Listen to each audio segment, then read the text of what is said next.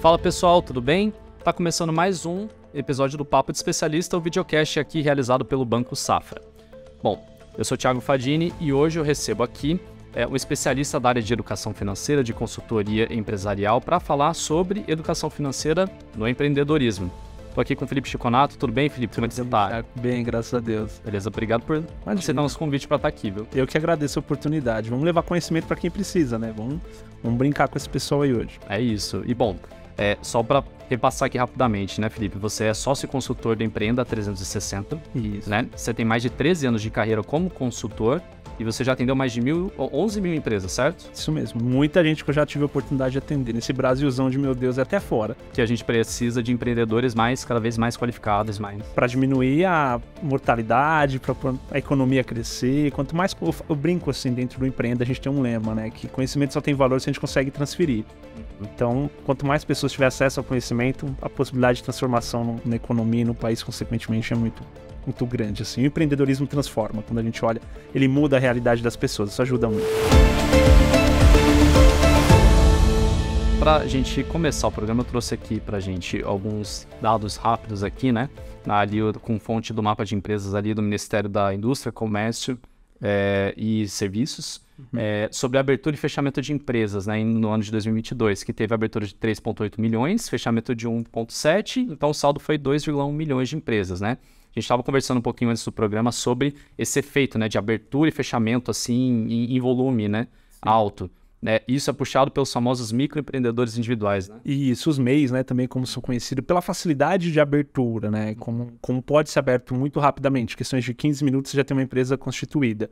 E a maioria deles são empreendedores por necessidade, que ficaram desempregados ou estão sendo pejotizados, né, como a gente fala aí no mercado, acaba tendo esse número elevado de abertura e ao mesmo tempo de fechamento. Se a gente olhar, 44% ali de empresas fecharam no mesmo período.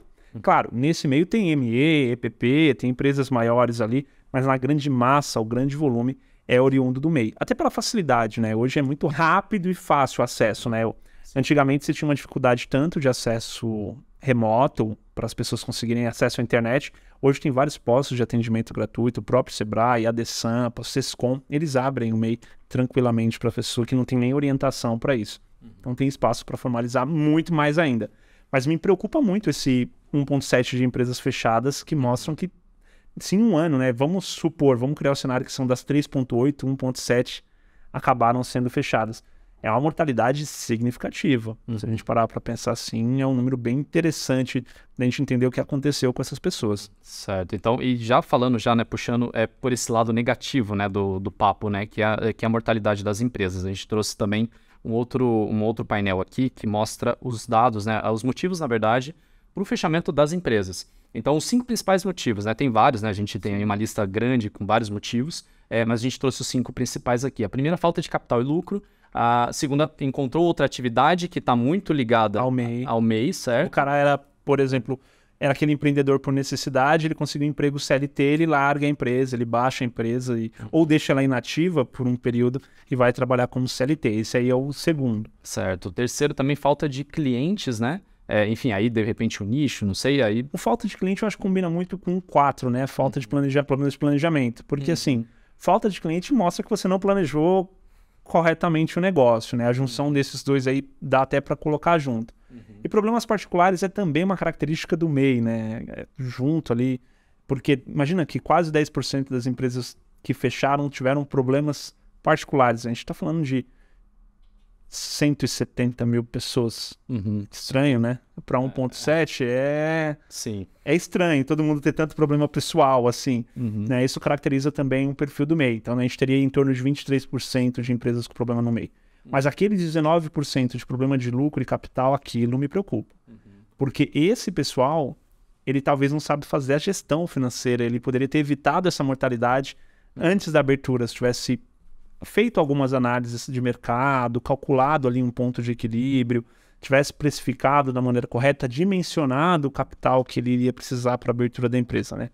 Eu brinco que as empresas com morte precoce, Thiago, essas empresas que fecham ali no primeiro ou segundo ano, eu brinco que ela nasce com o umbigo roxo, né? O cara já começa meio morto, assim, não tem capital, começa se endividando elevadamente, acreditando que com 1, 2 meses a empresa já vai gerar lucro, né? Ele aposta tudo nisso. Isso tem um custo muito alto, e às vezes é a saúde financeira e, consequentemente, o fechamento da empresa. Quando a gente amplia esse horizonte de tempo, pensar que essas empresas fecham com 5, 6 anos, aí tem outros fatores que acabam mudando. Realmente, a economia pode ter mudado, o perfil de consumo mudou, e aí o lucro faz sentido. Mas no primeiro ano é muito difícil uma empresa dar lucro rápido, né? O normal, assim, que a gente fala, é uns 6 meses para ela começar a gerar algum resultado positivo. Então, se você pensar que essas empresas fecharam em 1 ano, ela nem degustou direito o mercado, ela já abriu meio morta. Sim, ela já nasceu com data de validade já, basicamente. Isso, Então, infelizmente. já nasceu para fechar, isso não é legal, né? E aí tem todo um problema, né? Porque tem negócios que dependem desse abre e fecha. Então, assim, vamos pensar numa loja de roupa. Ela precisa de manequim, ela precisa de expositores. Isso acaba movimentando uma economia. É estranho falar isso, mas é bom para o marceneiro, é bom para a loja de manequim, é bom para quem confecciona. Ah, mas a loja fechou. Tudo bem, mas todo esse prejuízo que esse empreendedor teve, ele acabou movimentando a economia em outros setores. Mas é muito preocupante ainda assim. Certo. Muito preocupante, porque alguém vai ter que pagar essa dívida. É isso que eu ia falar, né? Alguém paga, no final não... Não tem café de graça. Exato. Né? E esse alguém paga, às vezes fica na inadimplência, que aí acaba tendo esse efeito cascata, né? Vamos supor que esse cara não paga a marcenaria, essa marcenaria não paga o colaborador, e aí começa, né? Aí vai chegar uma hora que começam a ter empresas de outros segmentos que começam a ser prejudicadas. Mas não é difícil fazer essa projeção do cenário inicial. Como a gente diminui essa mortalidade, né? Principalmente pela falta de capital e lucro? Investindo em planejamento, investindo antes de abrir, né? Eu falo que, assim, ter uma ideia é fácil. Ver se ela é viável economicamente é outra história. Então, se a gente sentar aqui nós 2,5 horas, nós temos umas 50 ideias de negócio. Se regado a um bom vinho e queijo, então dobra. Aí boa, né? Aí sem ideias, vai embora. Né? Mas tornar isso economicamente viável, que a gente consiga falar, ó, dessas 50 ideias, 2 vale a pena a gente investir, aí tá o detalhe. Aí é bem mais complicado. Uma boa estruturação de uma ideia hoje, ela requer pelo menos, colocar uma estrutura mínima, tá, de planejamento. Um modelo de negócio, eu gosto de usar a ferramenta modelo de negócio de Canvas, não sei se você já ouviu falar. Sim, sim. Que é 9 quadrantes, para quem não conhece, que é bem fácil de trabalhar. E no mínimo uma análise de mercado, né, para você saber aonde você está se atuando. E depois a estruturação financeira de análise de viabilidade. A análise de viabilidade, ela pressupõe uma boa precificação, uma projeção de fluxo de caixa, uma análise de um DRE projetado, que é o demonstrativo de resultado. Ah, mas aí ficou técnico. Tudo bem, é seu dinheiro. Né? Eu não ponho meu dinheiro de qualquer forma. Né? Se você pode fazer nada disso dar certo, pode, mas o risco aumenta. E aí a gente vê o preço que cobra, né? A gente tem 44% lá no slide anterior, fechando. Isso é muita coisa. Sim, e até, né? Então a educação financeira, qual o ponto, né? Você mencionou. Vai ficando técnico e tudo mais. Às vezes o empreendedor ele não está preparado, né? E a gente sabe, né? O brasileiro, de uma forma geral, infelizmente, não tem uma educação financeira avançada. Tanto em casa quanto para o trabalho, né? Principalmente se for para a gestão dos negócios. Putz, assim, tem um problema, né? O brasileiro não gosta de matemática. No geral falando, a massa brasileira não gosta de matemática. E aí eu acredito, a meu ponto de vista, pode gerar uma outra discussão, mas é que não é porque não é bem ensinado, né? A gente não tem uma boa maneira de ensinar matemática. Mas é quando a gente fala de gestão financeira e educação financeira, não é só matemática. Né? É mais amplo que isso, é como a gente usa o recurso. Né? Como eu dou destino para ele. Então, olha que loucura, é muito melhor você comprar no começo do teu negócio tudo o investimento parcelado, todo o maquinário, todo o equipamento parcelado, do que você comprar isso à vista. Aí você vai falar por quê? Porque permite que você pague conforme você vai usando. Né? E o que a maioria dos empreendedores fazem? Eu vou começar um negócio em dívida, vai comprar tudo à vista. E aí falta o capital pro dia a dia, que é o capital de giro. Esse é um erro muito clássico. Aí você fala assim, mas dá para evitar? Dá. Mas qual é a cultura que nós temos no Brasil? Não faça dívida. Dívida é ruim. Dívida é ruim, mas tem a dívida, tem a dívida boa e a dívida ruim, né? O crédito saudável, o crédito que não é saudável. Isso. Eu brinco que assim, financiamento é bom, empréstimo não. Eu gosto de brincar assim, financiamento está financiando alguma coisa, empréstimo está cobrindo alguma coisa que não foi resolvida. Então, tem que tomar esse cuidado, né? Se a gente, claro, tem empréstimos bons, brincadeira à parte, quando é empréstimo para crescimento, capital de giro, é uma linha, mas o financiamento em si tem um bem atrelado, né? E a gente consegue aproveitar esse bem para gerar riqueza, para gerar dinheiro. É uma decisão pequena, mas normalmente, a taxa de juros de um financiamento também é muito menor do que um empréstimo.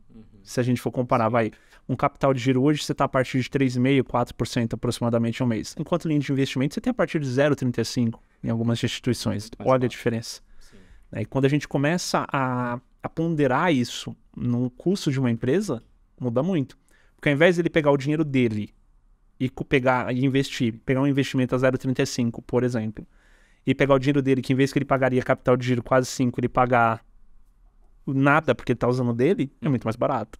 Sim. São detalhes, mas que isso lá na frente acaba custando a saúde financeira do negócio, infelizmente. Certo, bom, e aí até trazendo o papo um pouco pro lado do empreendedor na vida dele, fora do empreendimento dele, né, do negócio dele, né? A gente está comentando aqui sobre a importância, né, de fazer um bom planejamento financeiro, de planejar realmente o negócio antes dele nascer, para que ele não nasça com data de validade, com data de mortalidade ali já onde ele vai enterrar. Sim. Mas aí eu queria te perguntar, né, qual a importância, o tamanho da importância dele ter educação financeira para a vida dele mesmo, né, em casa? O quanto que, às vezes, ter as finanças desorganizadas, né, em casa atrapalha na gestão do negócio dele? Eu vou pegar pesado agora. Vamos lá. Muito pesado. Porque assim, ó, é igual. Como assim é igual? Você vai refletir na empresa o teu comportamento em casa. O Thiago de casa não vai ser diferente do Thiago empreendedor. Se você é uma pessoa que não se controla, que é compulsivo, que não tem noção do que recebe, do que paga, que gasta mais do que ganha, quando você tiver empresa, você vai repetir isso, porque você não tem outro parâmetro de comparação. Tá? Então, quando a gente fala de organização, gestão financeira e educação financeira, você é reflexo um do outro. É muito comum você ter um empresário rico da empresa pobre. Sabe, aquele empreendedor que tira mais do que deve da empresa, ele tem uma vida rica, mas a empresa dele não cresce, está sempre patinando, vive endividada. Isso é muito comum. Quando a gente fala de educação, aí você começa a ver que isso é meio que hereditário, assim. É a cultura que ele teve, é o acesso, os exemplos que ele teve, foi assim. Não tô falando que você tem que ser aquele cara mesquinho, sabe? Mas a gente tem que tomar uma decisão, quando vai olhar, que tem que ter uma cultura para investimento. Eu não posso pegar todo o dinheiro do caixa e comprar de estoque, porque eu não tenho dinheiro para pagar as contas do dia a dia. E aí você vai olhar em casa, você não pode pegar todo o dinheiro do mês e fazer compra, porque senão você não tem dinheiro para pagar a conta de água, a conta de luz. Né? Se tiver uma emergência, que tiver com uma farmácia, não tem dinheiro. Então tem que tomar esse cuidado. Um é reflexo do outro. Um empreendedor mal organizado, ele vai ter uma empresa mal organizada. A pessoa física, Thiago, reflete a pessoa jurídica. Tanto que tem empresas, quando a gente está atendendo dentro do Empreenda, que eu falo, eu não vou tratar a empresa. Eu vou tratar a pessoa física. O cara olha para você, como assim? Porque eu vou cuidar de você e você vai cuidar da sua empresa. É feito... É cascata. Cascata. Porque ele repete. Né? Raramente eu não conheço, pelo menos que eu me lembro, em todos os atendimentos que eu fiz, eu não me lembro de ter um empresário muito controlado em casa, que na empresa ele era gastão ou o contrário, que ele era um baita gestor financeiro, na casa dele era uma zona. Não lembro de uma ocasião assim. Normalmente as pessoas repetem o comportamento, tá?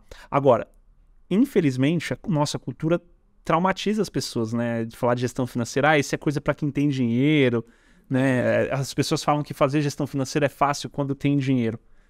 Cara, é possível fazer gestão financeira e educação financeira com pouco recurso. A questão é como você faz isso. Eu, por exemplo, já comecei um negócio com R$5. Pode me chamar de louco. Qual negócio foi esse, cara?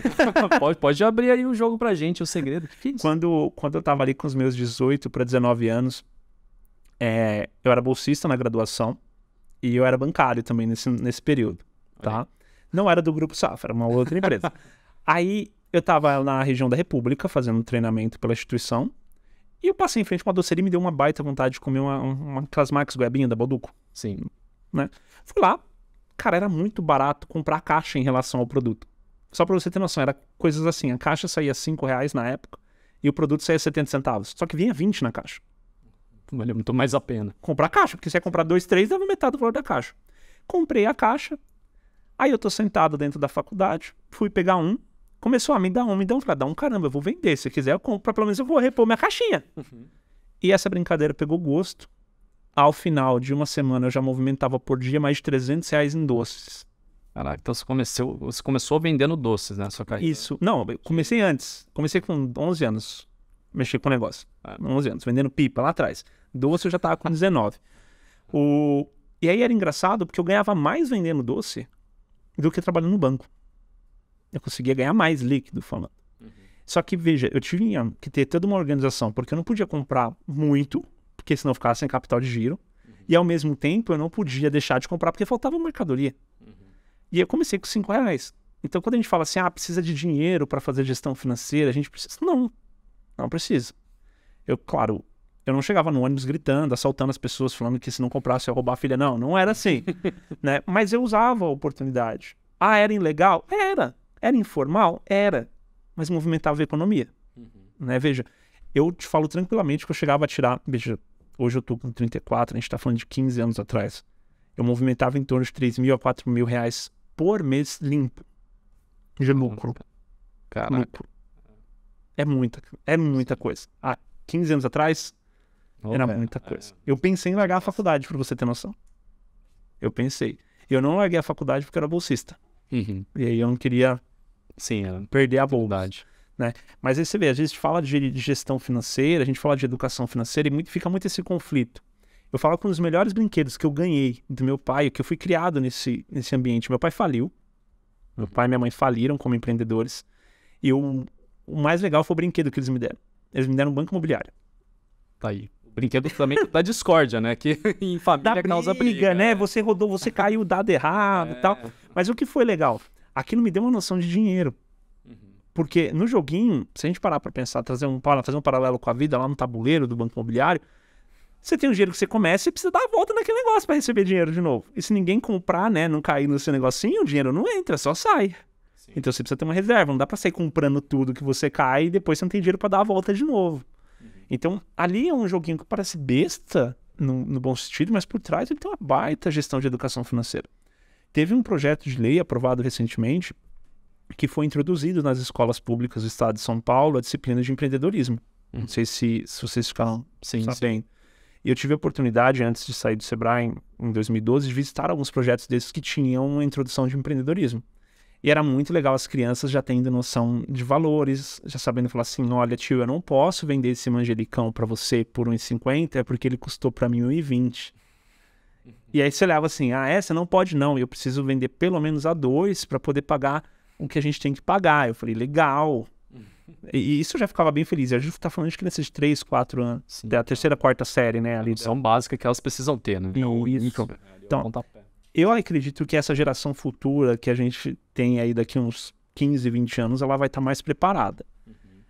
A geração que a gente tem atual, ela ainda não tá pronta para falar desse assunto. Tá melhor do que há 10 anos atrás. Mas ainda não é de berço a educação financeira. Ainda é aquela coisa, isso é coisa de rico, isso é coisa de quem tem dinheiro. Pobre não faz educação financeira, né? Pobre sobrevive. Eu escutei muito isso em eventos que a gente vai. Então, é quebrar um pouco esse paradigma. Né? Dá para se ganhar dinheiro e dá para movimentar dinheiro e aprender a lidar com ele. Independente do quanto. Né? Eu brinco que assim, a diferença é que se o pobre erra, acabou, né? Ele não tem muito pra onde ir, né? Ou às vezes ele deposita tudo aquilo que ele... É um empreendedorismo por necessidade pura, né? Colocou tudo ali, errou, falhou. É diferente do cara de oportunidade, que ele para, ele pensa, ele analisa e fala, não, agora eu vou. Agora é o momento de colocar dinheiro nisso. Então muda bastante as coisas. Certo. E você falou até do empreendedorismo por necessidade, né? É que isso é muito, infelizmente, muito comum no país, né? Aqui no Brasil. Aí passando um pouquinho agora pro lado do gênero, né? As mulheres, né? A gente sabe que, né, muitas mulheres são chefes de família, né? Chefiam os lares. Sim. Provedoras, né? Que a gente fala. São provedoras, exato. E aí dados, né, do Sebrae aqui mostram também que, com o do IBGE, que há mais de 10 milhões de mulheres empreendedoras no país hoje. Aí, sobre educação financeira, né? Voltando aí a vértice da educação financeira. Elas, né, com a sua experiência de mercado que você vê, elas buscam muito mais o ensino, a especialização, se preparam melhor para empreender? Olha, é assustador. O homem, e aí vai uma raiva minha, o homem ele só procura ajuda quando ele tá ferrado. A mulher, ela reconhece que ela não tem o conhecimento, ou que ela precisa evoluir. Isso reflete no Empreenda, que é a empresa que eu tô agora, que eu faço parte, e refletia no Sebrae. No Sebrae eu fazia uma turma com 26 alunos, 19 era mulher. Né? No Empreenda, da nossa carteira de cliente, eu tenho mais de 2/3 são mulheres. Nossa. E aí você fala assim, o homem não precisa de ajuda? Na equipe do Empreenda, tem mais mulheres do que homem. Agora eu falo a verdade. Refletindo aí. Tem mais mulheres do que homem. Veja, a mulher, ela tem essa coisa de procurar ajuda, de se ajudar, de buscar conhecimento. E eu falo, elas lidam melhor com dinheiro do que o homem. Essa história de que a mulher, a piadinha machista, né? Que a mulher é consumista, que ela vai comprar esse sapato e tal. Isso mudou muito, tá? Isso mudou muito. As mulheres têm uma visão muito interessante sobre gestão financeira. Elas conseguem analisar mais de um ponto. Ela consegue cruzar informações. E aí eu falo, essa mulher empreendedora, ela vem muito forte capacitada. O homem, se não... Ele tá ficando refém dos trabalhos mais másculos, sabe assim? Mais de força. E a mulher usando o trabalho de inteligência. E ela acaba entrando no empreendedorismo. Eu conheço grandes empreendedoras, mulheres que tocam o negócio sozinha. E aí tem um detalhe, tá, Thiago? Isso talvez nenhuma pesquisa consiga mostrar, mas a maior parte dos negócios liderados por homens tem mulheres atrás. Eu conheço vários empreendedores que estão como CNPJ no nome dele, mas quem faz a gestão é a mulher. Tá? Aí você fala assim, como assim quem faz a gestão? Não, o Thiago abriu o CNPJ no nome dele e a esposa do Thiago é quem faz a gestão financeira, a gestão de pessoas, é quem opera ali por trás. Mas quem, quando vai dar entrevista, quem dá é o Thiago. Entendi. Quem vai dar a cara ali né, no negócio, na propaganda, no marketing e tudo mais, é o cara. Então, e esse é um outro ponto, tá? Tem muito. Então, se a gente falar assim, hoje é quase meio a meio, eu diria que 60-40. Mulher tem quase 60% do mercado, homem 40%. Se a gente for pegar esses que estão por trás, os homens aí, né? Ainda acho que chegam uns 70-30 ali. Acho que chega nesse número. Tem muito mais mulher e elas estão muito preparadas. É que, infelizmente, elas ainda não têm a voz que deveriam, né? Ainda não tem essa questão tão forte no mercado como deveria ser. Igualitária, vamos dizer assim, com o homem. Né? Na área de finanças, infelizmente, existe muito preconceito. Quando a gente fala de finanças, é uma área muito machista, né? Muito masculinizada ali, com muito homens. Mas eu conheço excelentes profissionais. São, eu te falo com muita precisão, assim. Eu tenho 64 empresas ativas na carteira hoje, dentro do Empreenda, que a gente faz o trabalho de acompanhamento. As minhas top 4 empresas são lideradas por mulheres. Sabe aquela empresa que você fala assim, cara, perfeito, são mulheres. Na bola, são mulheres que tocam. Entendeu? E aí é muito legal a capacidade de análise que elas têm, elas cruzam, é muito bacana isso, muito bacana mesmo. Legal que isso desmitifica, né? Aquela coisa lá do passado, antiga, que tipo, só homem empreende, só homem tem a cabeça pra gerir, que isso não vai ser no sentido. Não, assim, a mulher, eu ainda vou um pouco além aqui. A mulher com espírito materno, quando ela acaba sendo mãe, ela pensa em fazer algo estruturado, ela não empreende só por necessidade. Então, a maioria das vezes ali, ela acaba descobrindo uma oportunidade de negócio com a gestação. Porque é a hora que ela começa ali a falar, poxa, eu não quero voltar para o mercado de trabalho formal, eu quero ter um pouco mais de tempo para minha família e tal. Tem muitas mulheres que ali afloram, sabe, clareia ali para algumas ideias de negócio muito bacana. Muito bacana. E aí fazem a transição de carreira, né? De um CLT, às vezes de um cargo até elevado, para uma vida de empreendedora. Legal, beleza. Um insight legal que pouca gente pensa nisso, né? Que só quem tá com vivência no mercado. Tem que estar ali no dia a dia. Você tem que conviver, escutar a história. E aí você escuta a maior parte assim, então, depois que eu tive meu filho, né? A frase é muito assim, eu queria mais tempo, tal. E aí você fala, pô, faz sentido. Não que empreender quer dizer que você trabalhe menos, tá? Isso é outra história. Pelo contrário até, né? Você trabalha muito mais. Não tem férias, não tem 13º, não tem hora pra acabar, não tem hora pra começar. É assim que funciona. Mas você tem mais liberdade. E aí, quando a gente pensa isso numa questão mais de negócio, em momento de família, a mulher, ela procura um pouco mais de liberdade do que o homem, né? Ela procura essa questão de poder fazer. Então, acaba que flui um pouco melhor. Tá certo. Beleza. Felipe, bom, a gente tá conversando bastante, né? Tem assunto pra caramba ainda, mas nosso tempo tá chegando ao fim. Eu só queria trazer mais um dado aqui pra gente. Por favor. Analisar rapidamente, que é o total de empresas ativas, né, no ano passado aqui no país, que ultrapassou 20 milhões.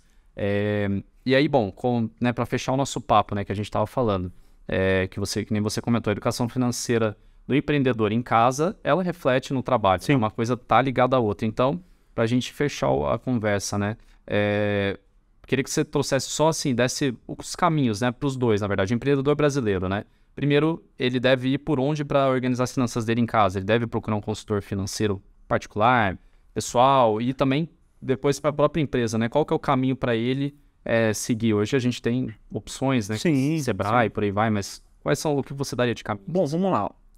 Quando a gente fala de gestão financeira, propriamente dito, é muito amplo.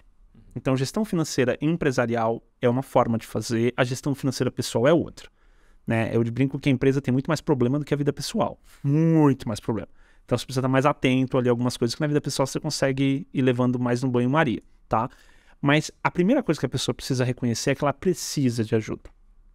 Essa história, meu pai fazia assim, há 20 anos atrás ele continua fazendo assim, não funciona. Isso já foi, a economia mudou, a gente precisa estar atento. Então, a primeira coisa é reconhecer que precisa de ajuda. Aonde procurar ajuda? Poxa, não é porque eu sou sócio de uma empresa de consultoria que eu vou falar para procurar consultoria privada o tempo todo. Não. Às vezes a consultoria privada, ali você ganha velocidade, tá? Mas você tem instituições como o próprio Sebrae, você tem o Senai, Senac, as próprias faculdades, tá? Federais, estaduais ou particulares, elas têm núcleos de empresa júnior. Você pode estar lá. Você tem escolas técnicas que você pode buscar conhecimento. Ah, mas eu não quero nenhum desses. Então procure em particular. Sim. Né? Prós e contras. O particular, você tem de fato alguém dedicado a te ajudar.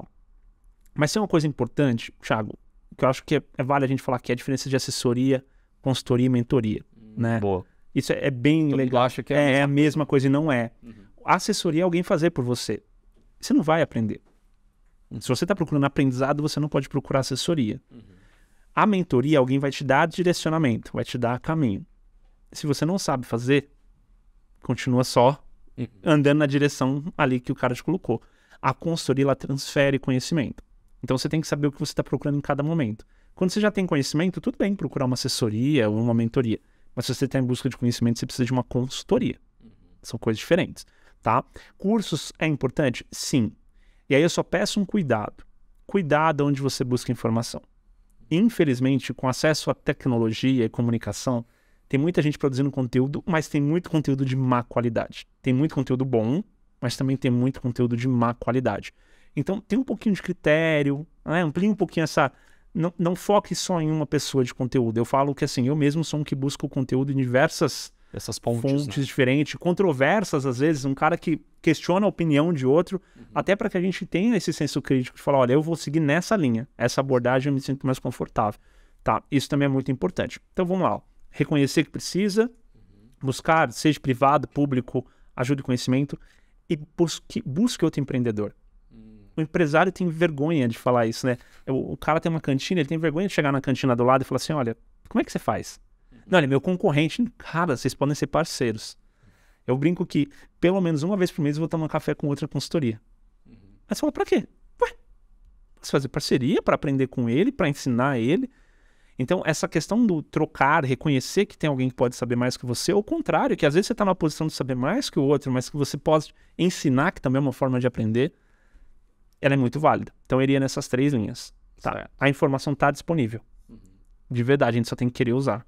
Bom, Felipe, acho que a gente falou bastante aqui, agradeço muito a sua participação mais uma vez aí e, bom, convite feito para outras oportunidades para você vir aqui no Papo Especialista, tá? Já agradeço, se você me permite fazer aquele merchan clássico. À vontade, por favor, espaço aberto aí. Quem quiser acompanhar um pouco do nosso trabalho, dentro do site do Especialista, que é da própria instituição Safra, temos um canal com muito conteúdo lá, onde eu também escrevo para eles, e no Instagram do Empreenda, que é o @empreenda_360, ou o meu, que é o @chiconato_f. Aguardo vocês lá no conteúdo, gente. Perfeito. Obrigado, Thiagão. Felipe, obrigado mais uma vez, viu? E bom, vamos lá, pessoal. Só relembrando, www.oespecialista.com.br é lá onde você vai encontrar os conteúdos que o Felipe também escreve, beleza? Bom, gente, agradeço mais uma vez aí a participação de vocês e até o próximo episódio do Papo de Especialista, o videocast aqui do Safra. Um abraço e até lá.